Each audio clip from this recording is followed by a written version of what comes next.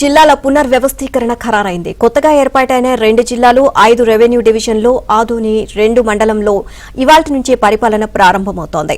ఈ మేరకు తుది గెజెట్ నోటిఫికేషన్లు జారీ చేస్తూ రెవెన్యూ శాఖ వేర్వేరుగా ఉత్తర్వులు ఇచ్చింది.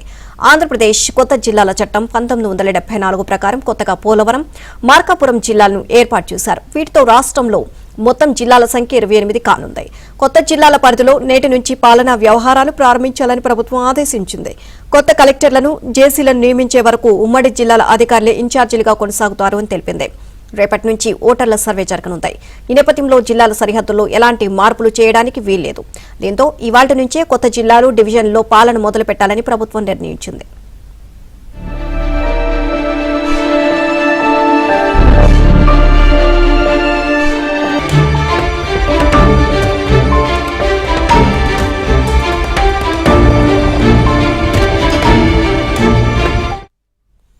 జిల్లాలు, డివిజన్ల భౌగోళిక పునర్వ్యవస్థీకరణతో ఏపీలో అనేక మార్పులు చోటు చేసుకున్నాయి. మొత్తం జిల్లాలు 28కి, రెవెన్యూ డివిజన్లు 81కి చేరాయి. కొత్తగా ఆదోని 2 మండలం ఏర్పాటుతో మొత్తం మండలాల సంఖ్య 680కి చేరింది. నిన్నటి వరకు రాయచోటి కేంద్రంగా ఉన్న అన్నమయ్య జిల్లాను పూర్తి స్థాయిలో ప్రభుత్వం పునర్వ్యవస్థీకరించింది. రాయచోటి స్థానంలో మదనపల్లెను జిల్లా ప్రధాన కేంద్రంగా ఏర్పాటు చేస్తూ గెజెట్ జారీ చేస్తుంది. అలాగే రాజంపేట నియోజకవర్గాన్ని కడప జిల్లాలో, రైల్వే కోడూరును తిరుపతి జిల్లాకు మార్చారు.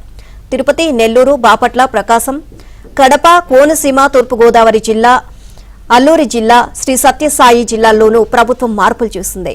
గతంలో అన్నమయ్య జిల్లాలో ఉన్న రాజంపేట అసెంబ్లీ స్థానాన్ని కడపలో చేర్చారు. రైల్వే కోడూరును తిరుపతి జిల్లాకు మార్చారు.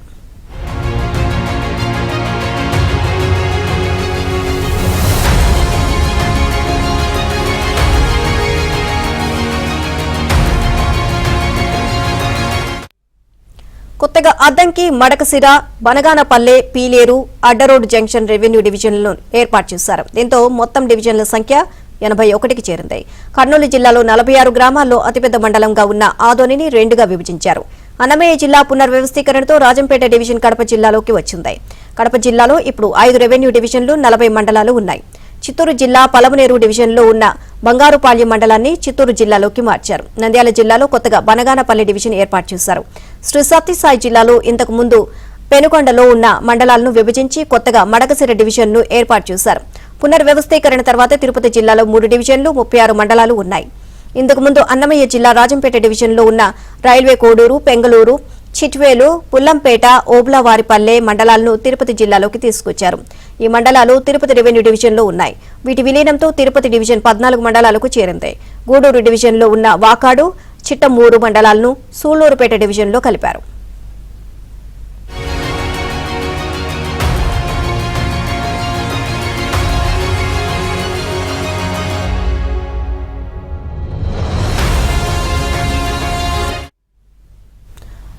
ఇక ఇదే అంశానికి సంబంధించి మరిన్ని అప్డేట్స్ మా కరెస్పాండెంట్ సత్యని అడిగి తెలుసుకుందాం. సత్య, రాష్ట్ర ప్రభుత్వం ఇచ్చినటువంటి ఫైనల్ నోటిఫికేషన్ ఆధారంగా 2 కొత్త జిల్లాల ఏర్పాటు అయితే సాకారమైంది. ముఖ్యంగా పోలవరం, అదేవిధంగా మార్కాపురం, ఈ 2 జిల్లాలను కూడా ఏర్పాటు చేస్తూ ఈ రోజు నుంచి, నిన్న అర్ధరాత్రి 12 గంటల నుంచి కొత్త జిల్లాలు రూపొందాయి. ముఖ్యంగా ఈ 2 కొత్త జిల్లాలకు సంబంధించి ఎస్పీ, జాయింట్ కలెక్టర్లను కూడా నియమిస్తూ ప్రభుత్వం ఉత్తర్వులు జారీ చేసింది. పోలవరం జిల్లాకు ఇన్ఛార్జ్ కలెక్టర్ గా ఏఎస్ దినేష్ ను నియామకం చేయడం జరిగింది. ప్రస్తుతం ఆయన అల్లూరు జిల్లా కలెక్టర్ గా కూడా ఉన్న పరిస్థితి ఉంది. పోలవరం జిల్లాకు ఇన్ఛార్జ్ ఎస్పీగా అమిత్ బర్దర్ ను, అదేవిధంగా పోలవరం జిల్లా ఇన్ఛార్జ్ గా జేసీగా తిరుమాని శ్రీ పూజను నియమించారు. వీరందరూ కూడా అల్లూరు జిల్లాకు ప్రస్తుతం పూర్తి స్థాయి కలెక్టర్లుగా లేదా అధికారులుగా ఉన్న పరిస్థితి ఉంది. ఇక మార్కాపురం జిల్లా ఇన్ఛార్జ్ కలెక్టర్ గా పి రాజాబాబును నియమించారు. అదేవిధంగా ప్రస్తుతం ప్రకాశం జిల్లా కలెక్టర్ గా పి రాజాబాబు ఉండడం జరుగుతోంది. మార్కాపురం జిల్లా ఇన్ఛార్జి ఎస్పీగా వి హర్షవర్ధన్ ను, అదేవిధంగా మార్కాపురం జిల్లా ఇన్ఛార్జి జేసీగా రోలంకి గోపాలకృష్ణను నియమించారు. ప్రకాశం జిల్లాకు ప్రస్తుతం ఇన్ఛార్జి కలెక్టర్లుగా ఉన్న పరిస్థితి ఉంది. రాష్ట్రంలో మొత్తం 17 జిల్లాల్లో 25 మార్పులతో కొన్ని 5 రెవెన్యూ డివిజన్ ఏర్పాటు చేస్తూ ప్రభుత్వం ఏదైతే ఫైనల్ నోటిఫికేషన్ వచ్చిందో అది నిన్న అర్ధరాత్రితో అమల్లోకి రావడంతో రాష్ట్ర వ్యాప్తంగా ఆంధ్రప్రదేశ్ భౌగోళిక స్వరూపం మారింది. గతంలో 26 జిల్లాలుగా ఆంధ్రప్రదేశ్ ఇప్పుడు 28 జిల్లాలుగా రూపాంతరం చెందింది.